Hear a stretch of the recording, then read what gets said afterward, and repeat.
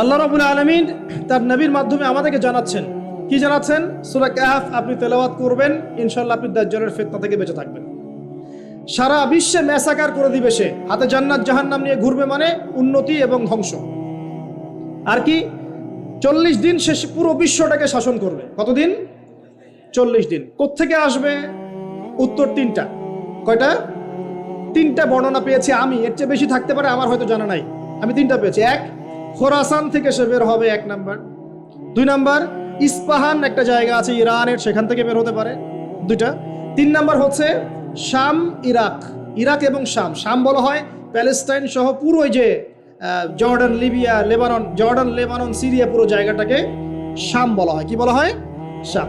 Iraq এবং শামের মাঝখানের কোনো এক রাস্তা থেকে সে বের হবে। 3টা বর্ণনা আমার জানা মতো।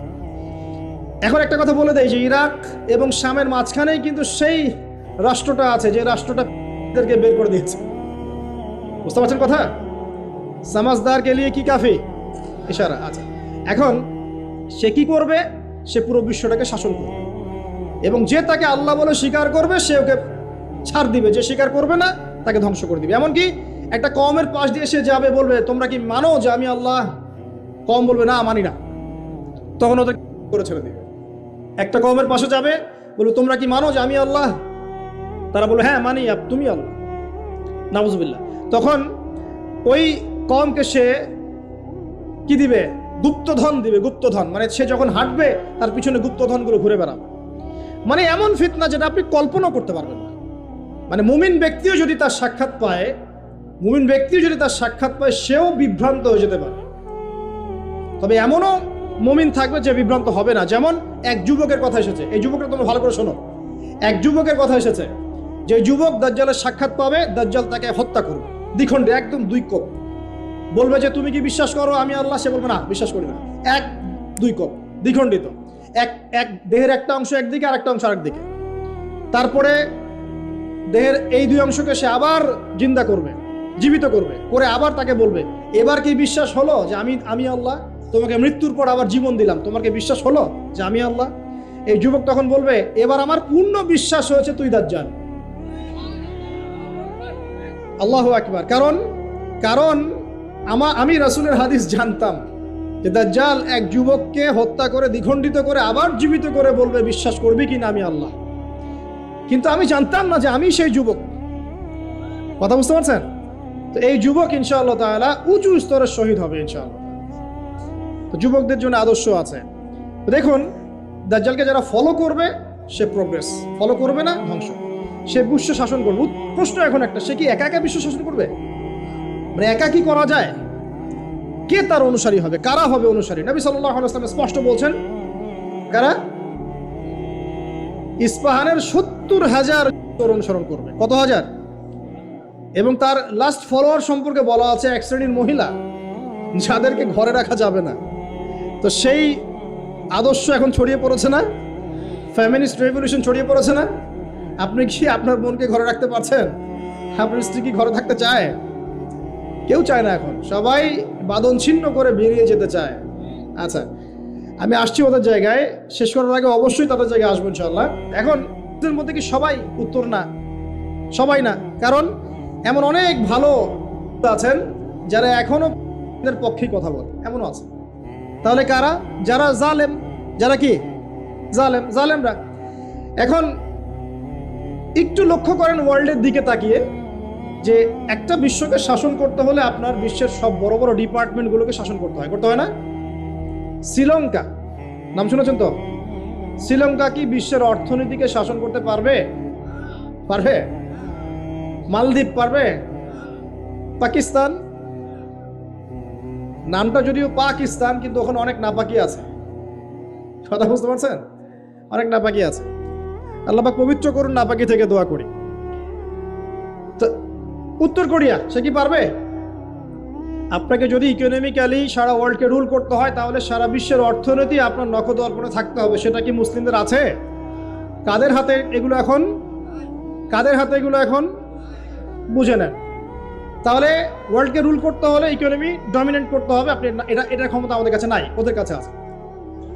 মিডিয়া নিয়ন্ত্রণ করতে হবে না? ওয়ার্ল্ডকে রুল করতে হলে মিডিয়া লাগবে কিনা? তাদের হাতে। ফাইন্যান্স রুল করতে হবে কিনা, লাগবে, এটা ওদের হাতে। পলিটিক্যাল অ্যাফেয়ার্স রুল করতে হবে কিনা, হবে। মিলিটারি সেকশন রুল করতে হবে কিনা, হবে। অস্ত্রশস্ত্র, এগুলো তাদের সবচেয়ে সেরা অস্ত্রগুলো লাগবে কিনা। মনে করেন আমার কাছে আছে পারমাণবিক অস্ত্র, আপনার কাছে আছে ওই যে রাইফেল, আমি কি আপনাকে ভয় করব?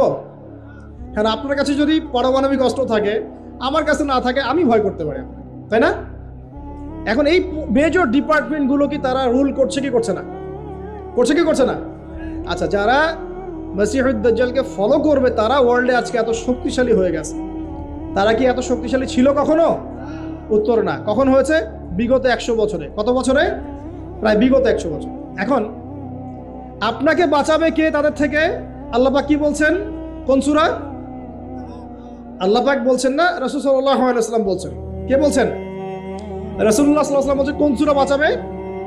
সূরা কাহফ। প্রথমে সূরা কাহফ থেকে একটা ছোট্ট অংশ বলি, তারপর আমি শেষের দিকে যাচ্ছি। এই অংশটা মনোযোগ দিয়ে শোনেন। এই সূরার মধ্যে 4টা ঘটনা আছে। কয়টা ঘটনা? একটা আসহাবুল কাহফের ঘটনা, 2 নাম্বার 2 বন্ধুর ঘটনা, এক বন্ধু খুব বস্তুবাদী, আর এক বন্ধু হচ্ছে দরিদ্র মুমিন। 3 নাম্বার হচ্ছে যুলকারনাইন, বাদশাহ বা নবী, অনেকে অনেক কথা বলেন, আলাইহিস সালাম, তার ঘটনা। 4 নাম্বার হচ্ছে মূসা এবং খিদর আলাইহিস সালাম, তাদের ঘটনা। এছাড়াও এই সূরার মধ্যে ইয়াজুজ আর মাজুজের কথাও আছে। একটা ঘটনা আপনাকে দেখতে হবে আগে। একটু বিশৃঙ্খলা করবেন না, প্লিজ বসেন, আমরা বেশি লম্বা করবো না আলোচনা, একটু বসেন। কোন ঘটনা? যদি কোনো প্রশ্ন থাকে আপনাদের চিরকুটে লিখবেন, লিখে ভলান্টিয়ারের কাছে দিবেন, আমরা শেষে যদি সময় পাই দেওয়ার চেষ্টা করবো ইনশাআল্লাহ। একটা ঘটনা, মূসা আলাইহিস সালাম দাঁড়িয়ে লেকচার দিচ্ছেন, জনগণ শুনছেন। একজন দাঁড়িয়ে বললেন, নবী মূসা আপনি অত্যন্ত চমৎকার আলোচনা করেছেন, আপনার চেয়ে কোনো জ্ঞানী মানুষ কি পৃথিবীতে আছে? নবী মূসা বলছেন না। আল্লাহ পাক ধরলেন, না, তোমার চেয়েও জ্ঞানী মানুষ আছে। মূসা আলাইহিস সালাম বলছেন, কে সেই মানুষ? আমি তার সাথে সাক্ষাৎ করতে চাই। আল্লাহ পাক বললেন, তুমি 2 সাগরের মিলনস্থলে তাকে পাবে। তিনি চলে গেলেন, গিয়ে দেখলেন হ্যাঁ সেখানে একজন মানুষ আছে, তার নাম খিদর। কি নাম? নবী মূসা বললেন, হাল আত্তাবিউকা আলা আন তুআল্লিমানি মিম্মা উল্লিমতা রুশদা, হে খিদর, আমি কি আপনার অনুসরণ করতে পারি এই শর্তে যে আপনি আমাকে জ্ঞান শিক্ষা দিবেন যা আল্লাহ আপনাকে শিখিয়েছেন? খিদর বলছেন, ইন্নাকা লান তাস্তাতিআ মাইয়া সাবরা, তুমি আমার সাথে ধৈর্য ধরতে পারবে না। আগেই বলে দিলেন, এত দূরদর্শিতা, আগেই বলে দিলেন ধৈর্য তুমি ধরতে পারবে না। কথা বুঝতে পারছেন? মূসা আলাইহিস সালাম বলছেন, না, ইনশাআল্লাহ আমি ধৈর্য ধরবো। আচ্ছা ঠিক আছে, চলো আমার সাথে। তারা চললেন, সামনে নৌকা, নদী পার হলেন। নদী পার হওয়ার আগেই নৌকা ফুটা করে দিলেন। একটা মাঝি, পদ্মা নদীর মাঝি, আমাকে যদি ফ্রি নৌকা পার করে দেয় আর আমি তার নৌকাটা ফুটা করে দেই, অন্যায় না? খিদর আলাইহিস সালাম এটা করলেন। মূসা আলাইহিস সালাম বলছে, এটা কি করলেন আপনি? অন্যায় করলেন। খিদর বলে, আমি বলি নাই আপনাকে আপনি প্রশ্ন করবেন না, আপনি ধৈর্য ধরতে পারবেন না? ঠিক আছে, ভুল হয়ে গেছে, চলেন সামনে। আবার যাচ্ছেন, একটা বাচ্চা, ছোট বাচ্চা ডেকে নিলেন, হত্যা করে ফেললেন। এটা কি করলেন? নিষ্পাপ বাচ্চাকে হত্যা করলেন। আমি কি বলি নাই তুমি সবর করতে পারবে না? তিনি বলছেন, হ্যাঁ ঠিক আছে, আরেকবার প্রশ্ন করলে আমাকে আর সাথে নিয়েন না, চলেন। এবার সামনে গিয়ে একটা দেয়াল পড়ে আছে, একটা গ্রামে গেলেন। গ্রামে গিয়ে বললেন, নাস্তা পানি কিছু হবে কিনা, সৌজন্যমূলক। কেউ কোনো নাস্তা পানি দিল না, কোনো সৌজন্যমূলক আচরণই করলো না। ও যে বাসায় মেহমান আসলে বলে না, খেয়ে আসছেন না, গিয়ে খাবেন, ওই টাইপের ছিল আর কি। তো যাই হোক, তিনি দেখলেন যে ওদের একটা দেয়াল পড়ে গেছে বেচারা, ওই দেয়ালটাকে তিনি আবার শক্ত করে নির্মাণ করে রেখে দিলেন। মূসা আলাইহিস সালাম বললেন যে এটা কি করলেন? নাস্তা পানিও দিল না, ভালো ব্যবহারও করলো না, আপনি উল্টা তার এই উপকার করলেন বিনা পারিশ্রমিকেই। কিছু আজর নিতেন তাহলে তো ভালো হতো। তো খিদর আলাইহিস সালাম বলেন, এটা হাদা ফিরাকু বাইনি ওয়া বাইনাক, আমার আর তোমার মাঝে এখন ফিরাক, পার্থক্য হয়ে গেল, আর আমাদের পথ চলা হলো না। তবে যাওয়ার আগে আমি জানিয়ে দিই, ওই নৌকা ফুটা করেছিলাম এই কারণে, যদি ফুটা না করতাম তাহলে জলদস্যু নৌকাটা নিয়ে যেত। ফুটা করে দিয়েছি, এই খারাপ নৌকা তারা আর নেবে না। ঠিক আছে কথা? 2 নাম্বার, বাচ্চাকে যদি হত্যা না করতাম, এই বাচ্চা বড় হয়ে বড় কাফের হতো এবং পিতা মাতাকেও কুফরিতে নিয়ে আসতো। এটা আমি আল্লাহর হুকুমে করেছি, একা একা করি নাই। 3 নাম্বার, এই দেয়াল নির্মাণ করেছি এই কারণে, এই দেয়ালের নিচে 2 জন এতিম বাচ্চার রেখে যাওয়া পৈতৃক সম্পত্তি আছে, এটা নির্মাণ করে দিয়েছি, মানুষ এটা সিজ করতে পারবে না, তারা যখন বড় হবে তখন নেবে ইনশাআল্লাহ। তো এই 3টা ঘটনাতে একটু ফোকাস করেন। কোন সূরা আছে এটা? সূরা কাহফ। এই 3টা ঘটনাতেই বাহ্যিক চোখে যা দেখা যাচ্ছে সেটা সত্য নয়, ভিতর থেকে যা দেখছেন সেটা সত্য। কথা বুঝতে পারছেন? তো সূরা কাহফ আপনাকে দাজ্জাল থেকে বাঁচাবে মানে কি? দাজ্জালি ও ফিতনার যুগে বাইরের চোখে আপনি যা দেখবেন সেগুলো সবসময় সত্য হবে না। রিয়েলিটি আর ভিজুয়াল ওয়ার্ল্ডের মধ্যে আকাশ পাতাল পার্থক্য থাকবে। এটা হচ্ছে দাজ্জালের যুগ। আমি বুঝাতে পারছি না। রিয়েলিটি আপনি দেখছেন বিশ্ব এগিয়ে যাচ্ছে খুব সুন্দর, বাস্তবতা হচ্ছে যে বিশ্ব এগিয়ে যাচ্ছে আস্তে আস্তে কিয়ামতের দিকে।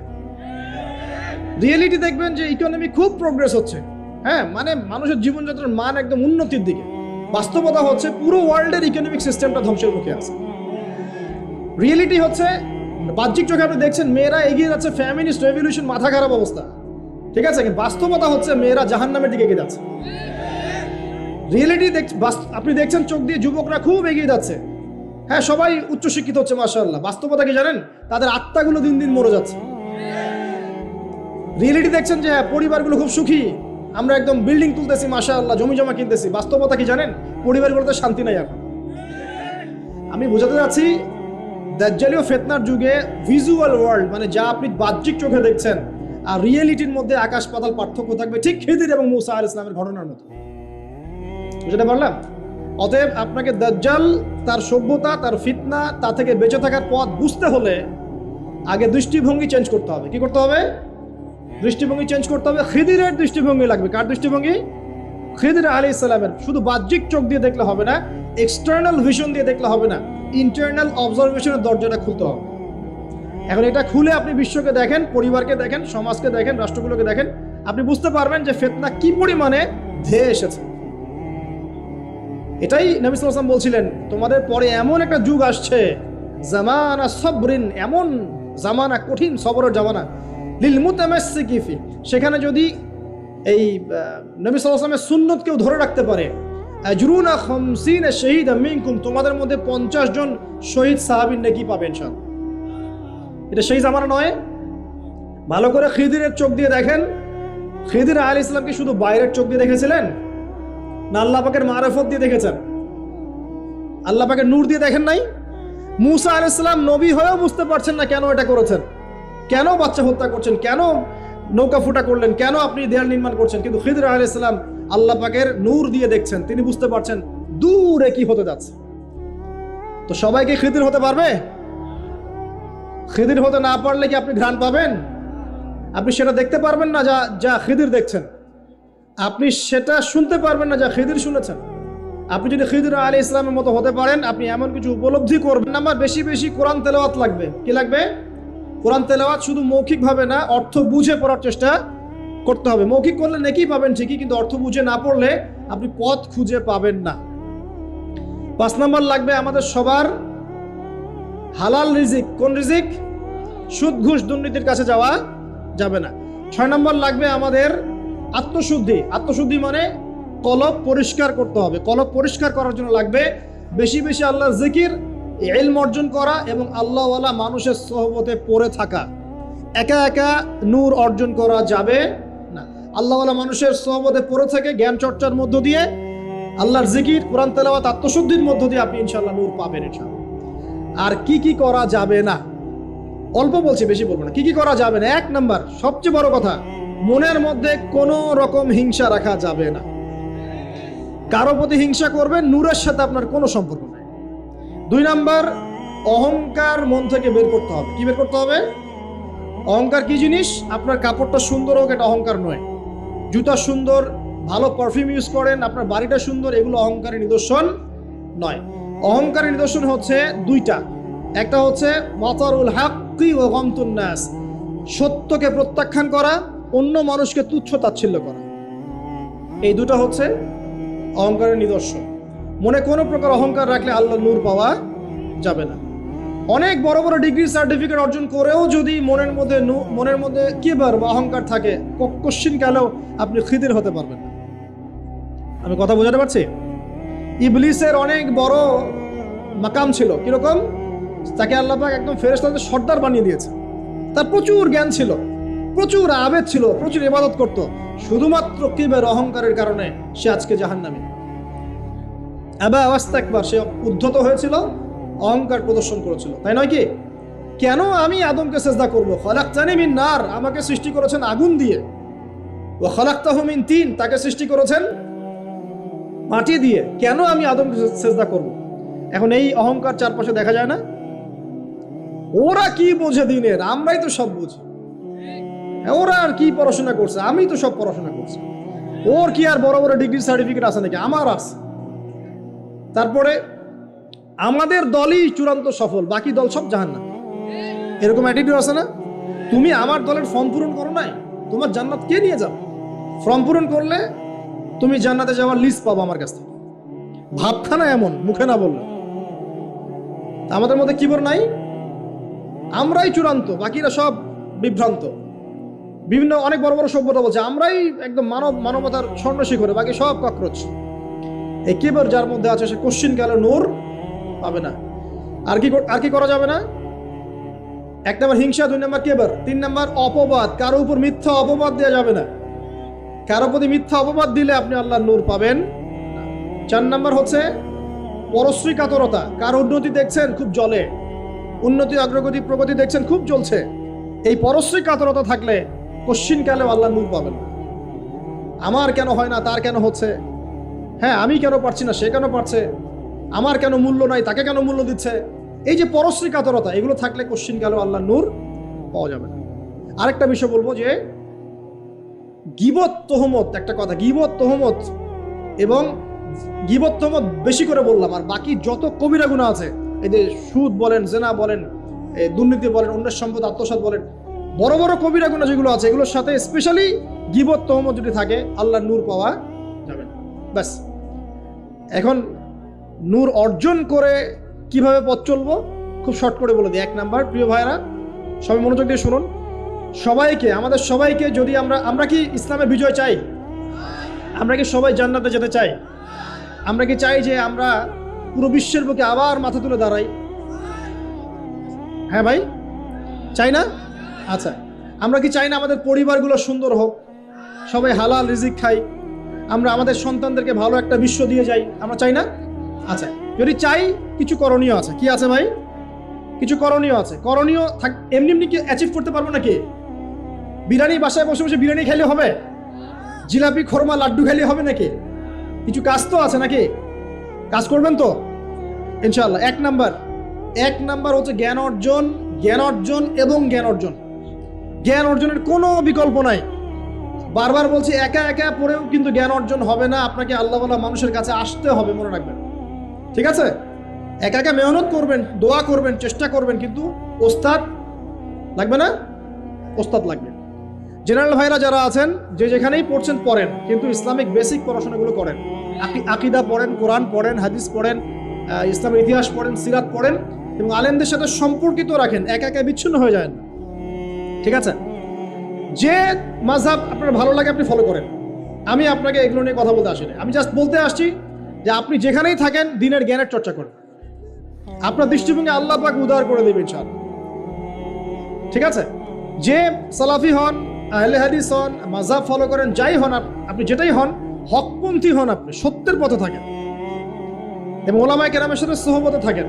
আর নিজেকে চূড়ান্ত একদম জান্নাতি মনে করবেন না। এমন হতেই পারে যে আপনার মধ্যে যে যতটুকু জ্ঞান আছে এর চেয়েও বেশি জ্ঞান অন্য কারো কাছে থাকতে পারে। অতএব সবার ক্ষেত্রে আপনি একটু উদার হওয়ার চেষ্টা করেন, আল্লাহ পাক আপনার কলবে নূর দিবেন ইনশাআল্লাহ, তাজকিয়া দিবেন ইনশাআল্লাহ। 1 নাম্বার জ্ঞান। 2 নাম্বার হচ্ছে আমল বাড়ানো। বেশি বেশি ব্যক্তিগত আমল বাড়াতে হবে। পারবেন ইনশাআল্লাহ? সময় নষ্ট করা যাবে না প্রিয় ভাইরা।